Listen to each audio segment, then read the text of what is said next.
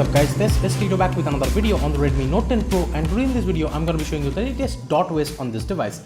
And as you can see, this is the dotOS version 5.1 official build, of course, based on Android 11, and we have the build date as 28th May 2021. There is two versions of this build, and one includes the GApps and one does not, of course.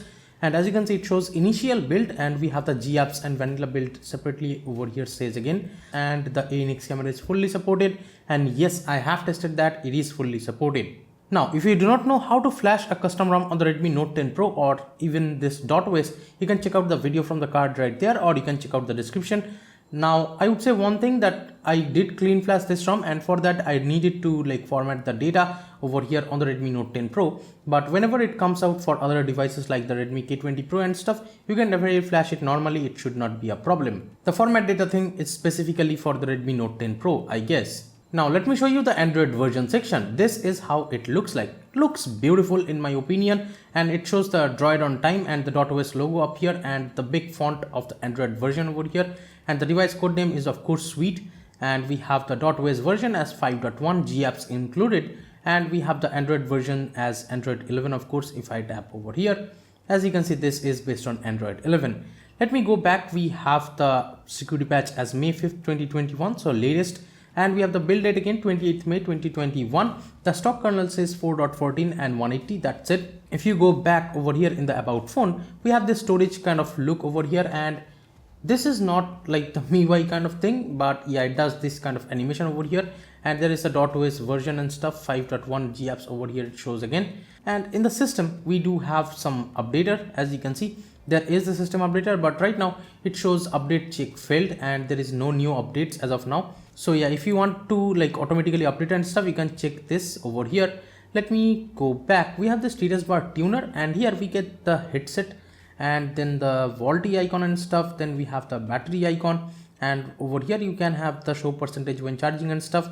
Then we have the other icons like the hotspot, Bluetooth, etc. options, so you can enable them. These are like the status bar icons that you get.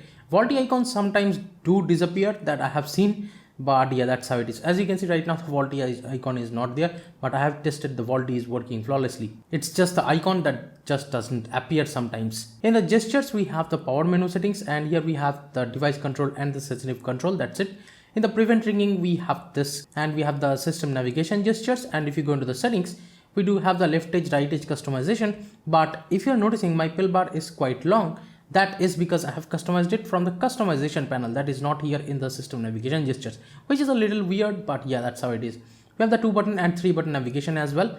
Let me go back. We have the quickly open camera too. And the default keyboard over here is Gboard, because I have flashed the GApps included build again. Now let me show you the home screen. This is how the home screen looks like. Looks very, very beautiful in my opinion. And we have this Droid on time wallpaper, because I did apply this wallpaper separately, and this is from the dotOS cloud. I'll show you the wallpaper stuff later, but first let me show you the stock launcher. To the left of the home screen, we do have the Google's Discover page.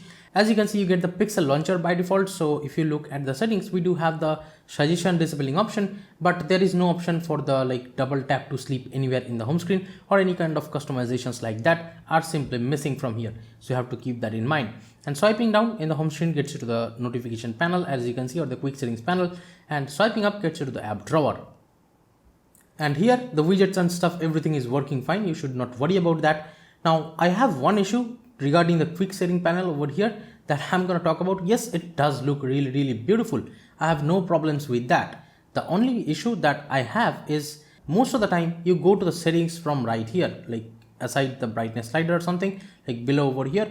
But there we have this auto brightness button. This is very annoying for me, at least. This is simply a personal preference of mine, and yeah, I do hate this a little bit because of this button. If I could hide this button, that would be enough, I think. And the settings button should be on the bottom maybe. But yeah, I would say this is a personal thing, and I would say I might get used to it if I use the ROM for a long time. But yes, as of right now, I would say if you're switching from a custom ROM, it might annoy you a little bit for a couple of days, in the beginning at least. So right now let me show you the quick setting panel, and here you can edit and add multiple toggles. Let me show you. There are plethora of quick toggles that you can add, as you are noticing, and I have added a couple of toggles already. So let me show you what I have added. There is a night light and stuff, the battery saver, the dark theme screen recorder is there, and with the screen recorder you can record the device audio and the microphone audio at the same time.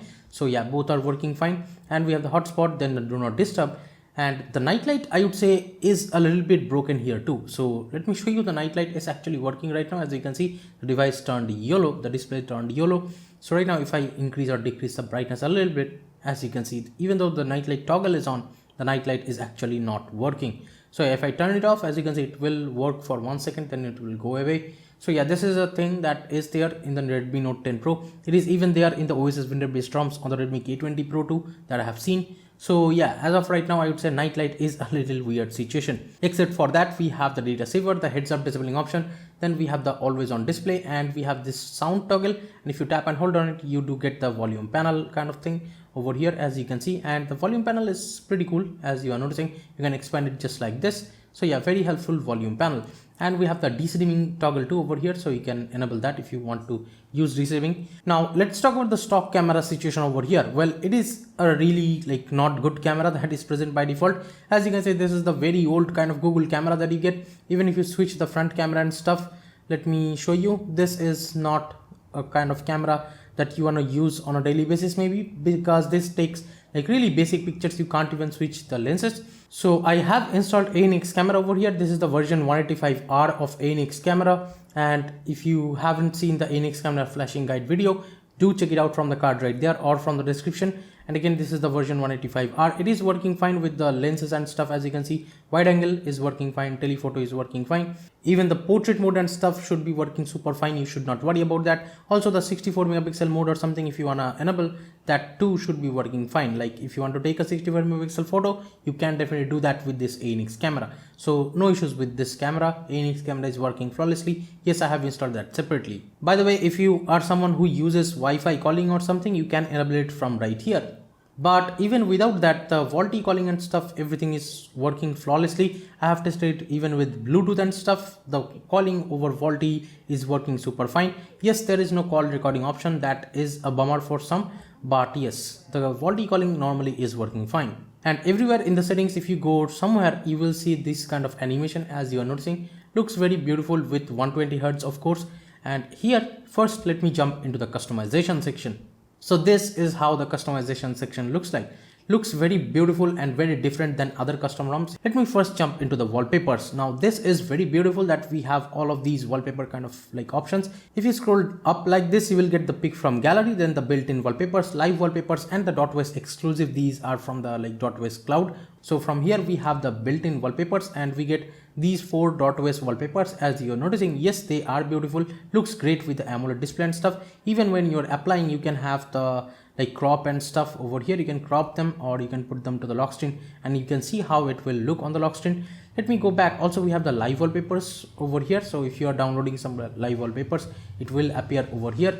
Then we have this dotOS exclusive ones. Now this is really great that we get these many wallpapers. As you can see, these wallpapers looks very, very beautiful, and there are plethora of beautiful looking wallpapers that you can apply. So yeah, this is pretty legit that you get all of these wallpapers over here. By default, you just have to have some Wi-Fi. With that, you can download the wallpapers from here. It will just download automatically, I mean. And we also have the Lineage OS wallpapers over here. Looks very abstract and very cool. And we have some other ROM wallpapers too. So if you want to apply some other ROM wallpapers, like the Cyanogen mod wallpaper, the Pac OS or the Pac-Man kind of wallpaper, and there is the Kang OS one, I guess. So yeah, a lot of wallpapers that you get by default over here. That is just great. And in the AOD option, we have the always on display, the edge lighting, then we have the edge lighting color mode and stuff. Then we have the edge lighting custom color option. So yeah, there are plethora of options for this kind of settings. As you can see, plethora of colors are there, as you are noticing. And this background blur and stuff over here looks very beautiful in my opinion. And I have been using it with the edge lighting. The always on display edge lighting is working fine with new notification and stuff. No issues with that. It is actually working. And we have the status bar settings over here, and then we have the battery style. If you scroll on it, as you can see, if you swipe on it, if you are noticing, the battery style icon changes over here. So yeah, every toggle works like that over here. So you have to just swipe on them sometimes. and we have the percentage. You can enable the battery percentage just like that, and you can enable the battery percentage in quick setting too with that toggle. We have the clock option over here, then the clock position, then show seconds, AM PM style. You can also swipe on them over here, of course, to change some values. And we have the traffic indicator. You can enable it from here and customize it with that kind of like swiping. And then we have the battery light stuff over here. Let me go back. We have the quick settings, then we have the data usage stuff, then the tile titles, and we have the tile accent. So I'm not using with the tile accent, that's why it looks like this. If you enable this, this is how it will look like. Then we have the column and row number customization and stuff from here. Let me go back. We have the app lock kind of settings over here. It loads for a moment, but the good thing is it doesn't ask you for the password. In most ROMs, it asks you for the password when you go into the app lock section. It could be good or it could be bad, because sometimes like people can actually unlock that particular like the apps over here if you have locked them. So yeah, as you can see, my WhatsApp is locked. Now I can unlock them right away. I don't have to enter any pin or something to like actually unlock them. So yeah, that's how it is. As you can see, you can lock or unlock a particular app, but yes, it does not ask you for any kind of pin or something over here. So yeah, the app lock is there. It is working fine, just like any other ROM. We have the lab over here, and here you get this Android 12 kind of engine that like actually specifically changes your accent color depending on your wallpaper, I guess. So here, as you can see, you can like change this amount of generated colors and stuff. And if you enable that, as you can see right now, my accent color is this one. So yeah, that's how it is. It can be useful for some, but I'm not really sure if many of you will like that, as you are noticing. So let me actually show you. My accent color has changed to this one right now. So yeah, you might like it or you might hate it. As you can see, you can actually change the colors, I guess, from here. So as you are noticing, this is how it looks like. You can pick from any kind of colors over here. So that's great. Let me scroll down. We have the clock face. So here, if you swipe up just like this, the whole UI is very smooth, as you are noticing again. And we have these many lock screen or always on display clocks. I have been using it with the fluid one, but you can also use it with the is funny or the divided lines. Then the type and stuff, analog, Samsung bold, etc. options are there for the always on display clocks. In the buttons, we have the wake device with the volume button, I guess, and we have the answer call. Then we have the control playback and stuff, and the reorient volume swap buttons are there. If you go into the themes, we have the font style over here, and as you can see, plethora of fonts that you get if you are noticing. So yeah, no issues with that. And also we get the icon packs, and it actually shows all the icons that like how it will look. So that is great. And icon shapes also it shows over here, so you can choose from them. And we have the accent color, and it shows how it will look in the light theme and the dark theme. So this is just great. And also we have the smart accent color picker over here.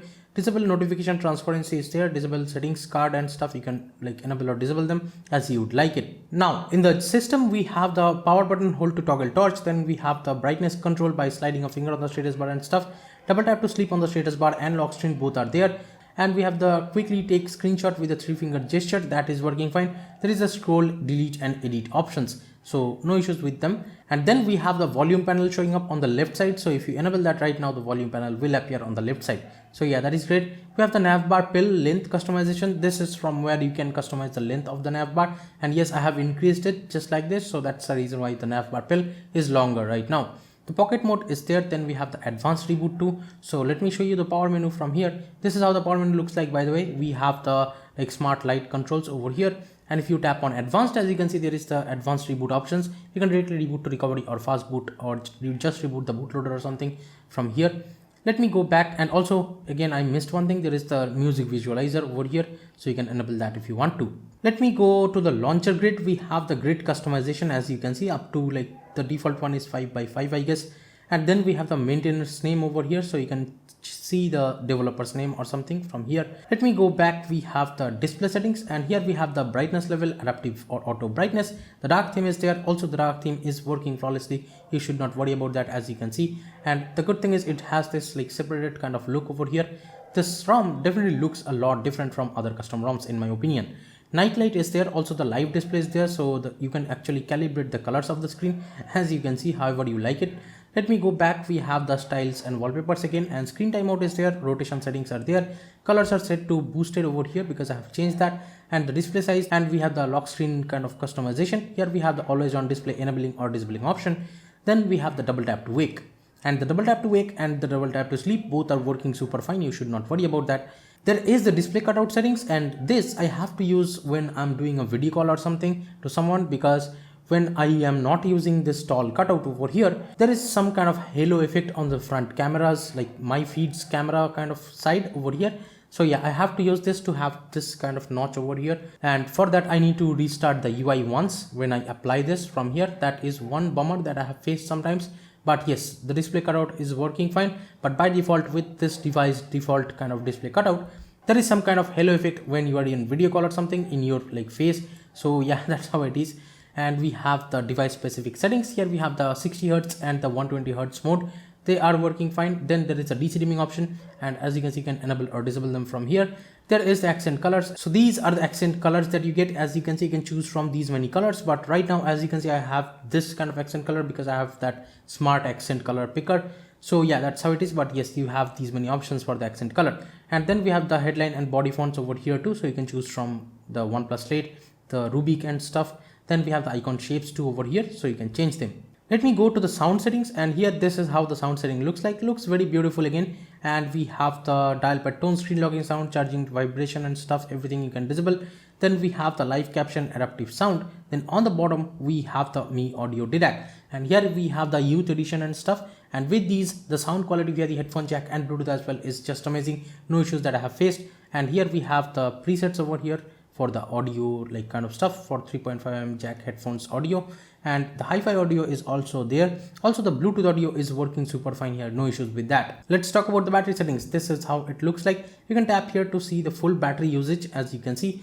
And yeah, the battery life is pretty decent, I would say, and I have been getting pretty much 6 to 7 hours of screen on time easily on this ROM. Never faced any kind of huge issues with the battery life over here.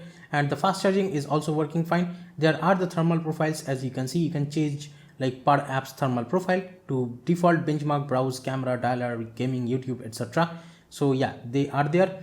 And there is a full charge, lasts about how long, then the screen on time, and the battery saver is there. Adaptive battery is also there, but it does not show any charging cycle or the like battery temperature, stuff like that. Let me go back. We have the security settings, and here we have the fingerprint and the face unlock settings. So first, let me actually show you the fingerprint scanner speed.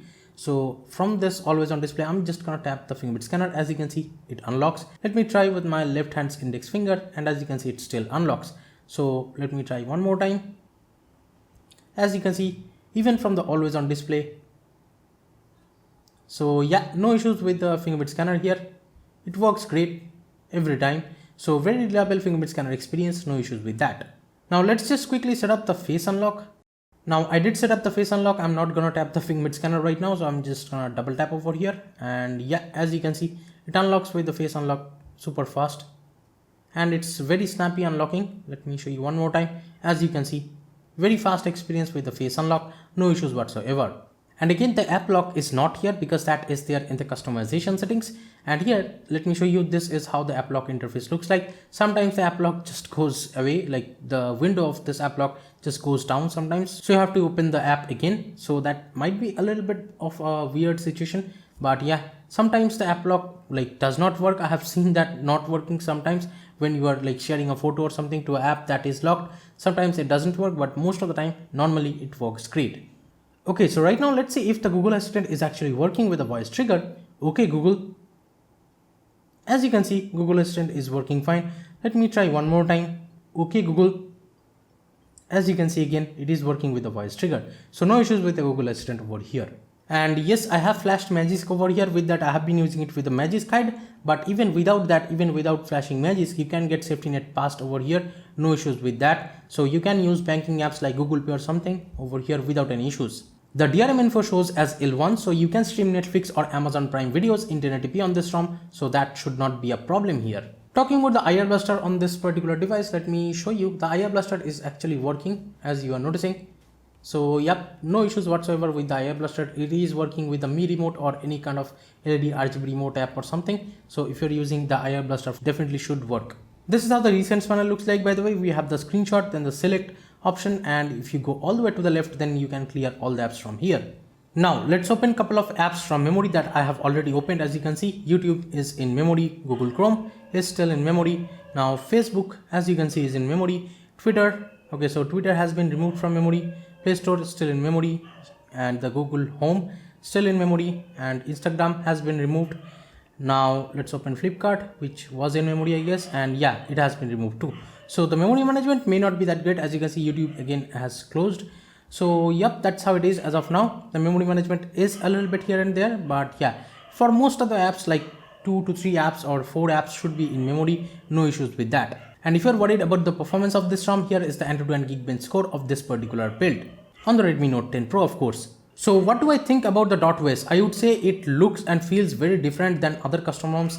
Even like over here in the customization section, if you go, you will see a lot more different kind of look over here. So yeah, I feel this is a very different kind of taste that you get with this particular custom ROM, and this dotOS is a really different kind of look. And you can definitely try this one if you want to. And I would say this is a very different kind of flavor that you get from other custom ROMs. For most of them like has the vanilla customization kind of feeling. Here it gives you some different flavors. So that's how I feel, and it is actually working fine on the Redmi Note 10 Pro, super fine. This device has the 64 megapixel camera, by the way, and also you can use it with the Redmi Note 10 Pro Max if you want to. Really sorry because of the dog barking behind. And yeah, that's what I think. Let me know in the comments what do you think about the dotOS on the Redmi Note 10 Pro. Thank you so much for watching this video, guys. Do share this out with your friends if you want to like show your friends how the dotOS is working on the Redmi Note 10 Pro. If you liked it, give it a thumbs up and subscribe to the channel if you have not yet. This is Tito from KDN Tech signing off for today. I'll be catching you guys in the next one. Bye now.